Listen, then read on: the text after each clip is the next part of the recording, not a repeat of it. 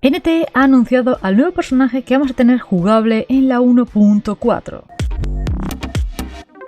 En este caso, como podéis ver, se trataría de Akane, personaje de rango S y de Esper Laxana. Como ya muchos sabéis, actualmente de personajes Laxana tendríamos únicamente a Hathor y a Skia. Ahora ya con la llegada de Akane ya tendríamos un tercer personaje para poder montar diferentes equipos. Y bueno, comentar que este tipo de personajes suele facilitar el manejo de situaciones complejas, sobre todo en zonas con múltiples enemigos. Es uno de los elementos más eficientes para acelerar la recarga de habilidades definitivas. Y sus ataques son efectivos contra enemigos con alta resistencia o escudos. En tema de reacciones, como Akane es Laxana y Raven es Psyche, si combinamos a ambas vamos a poder hacer la reacción de mancha, que para aquella gente que no lo sepa, aplica un estado de vulnerabilidad que incrementa mucho el daño que reciben los enemigos de este tipo de personajes, tanto los de la Sara como los de Psyche. Así que va a poder hacer equipo con Raven. Igualmente este personaje también lo podéis poner con un personaje de Cosmos, para hacer la reacción de Rémora, con lo cual vais a poder reducir bastante la velocidad de movimiento y de ataque de los enemigos. Y también los de Laxana podrían hacer equipo con los de Cosmo y Anima, metiendo la reacción de carga, lo que permite recuperar gran cantidad de energía para el tema de las definitivas. Luego este personaje, Akane, es un personaje bastante querido por la comunidad, que de hecho lleva mucho tiempo pidiéndola jugable, desde que literalmente la conocimos en la historia del juego. Por lo que estamos viendo el personaje, parece que va a luchar con la guitarra, así que va a ser una luchadora musical. Y una cosa que me ha llamado la atención es que ella siempre suele ir con